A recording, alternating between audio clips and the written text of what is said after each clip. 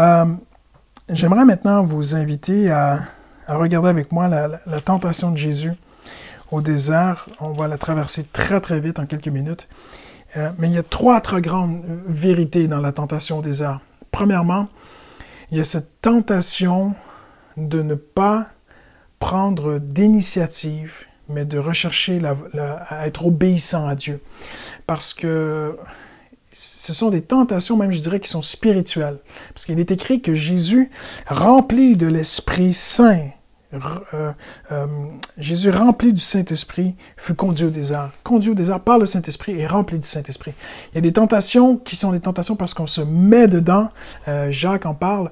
Mais ici, la Bible démontre clairement que même si on aime Dieu, qu'on a un cœur pur par sa grâce, bien sûr, et qu'on peut être rempli du Saint-Esprit, il y aura des tentations. Et ces trois tentations sont celles-ci. La première, nous serons tentés à prendre des initiatives. Satan dit à Jésus, « Si tu es le Fils de Dieu, change la pierre en pain. » Et j'ai prêché il y a de nombreuses années là-dessus, un message que vous pouvez retrouver au désert pour être tenté. Mais la pensée est très simple, c'est que Jésus aurait pu changer la pierre en pain, mais il dit, l'homme ne vivra pas de pain seulement, mais de toute parole qui sort de la bouche de Dieu. En d'autres mots, c'est extrêmement profond ce que Jésus dit, mais je le fais très succinctement. Jésus dit, moi je vis de ce que mon Père me dit de faire. Je pourrais prendre des initiatives, mais je veux dépendre du Père.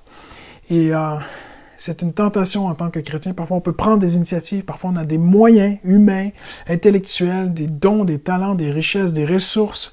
Et on pourrait initier des choses. Mais est-ce vraiment la volonté de Dieu? C'est une tentation à laquelle parfois on peut être soumis.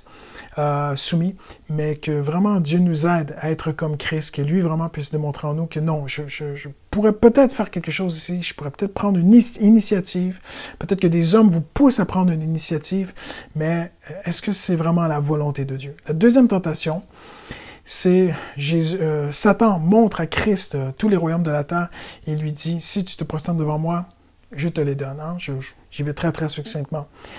Et Jésus s'est appelé lui-même la plupart du temps sur terre Fils de l'homme, parce qu'il était un exemple du nouvel homme qui maintenant veut vivre à travers nous.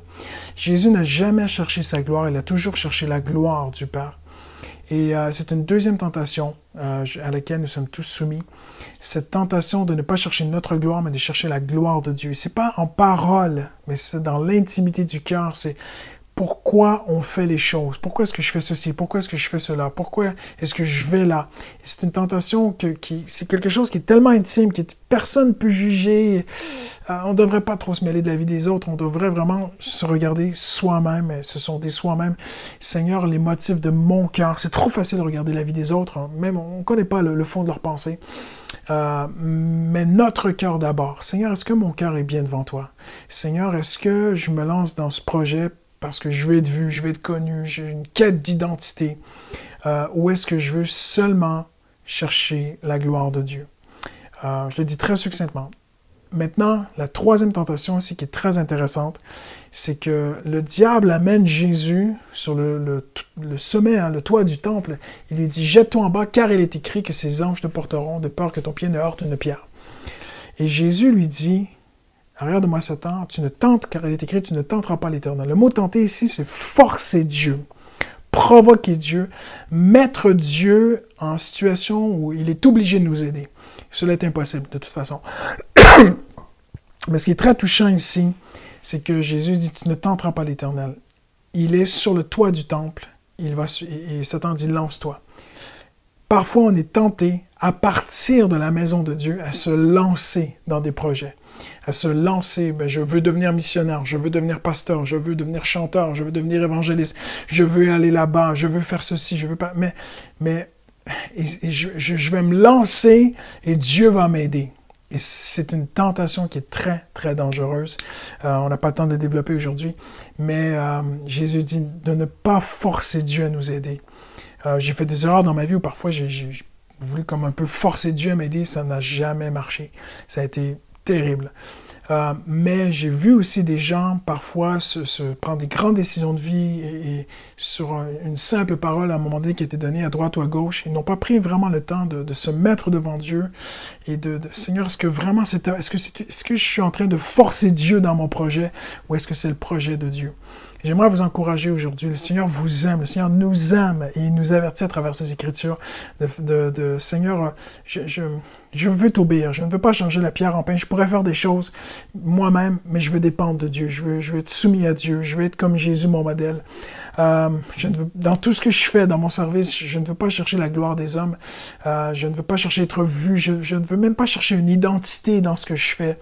Je veux vraiment que toute la gloire soit à Dieu. Et troisièmement, je ne veux pas forcer Dieu à m'aider dans mes projets, comme Jésus aurait pu se lancer du temple. Je ne veux pas me lancer à partir de la maison de Dieu, à partir de mon église locale. Je ne veux pas me lancer à partir de ce que je connais de Dieu dans un projet et pour tenter Dieu, provoquer Dieu de m'aider. Non, non. De toute façon, ce sera terrible.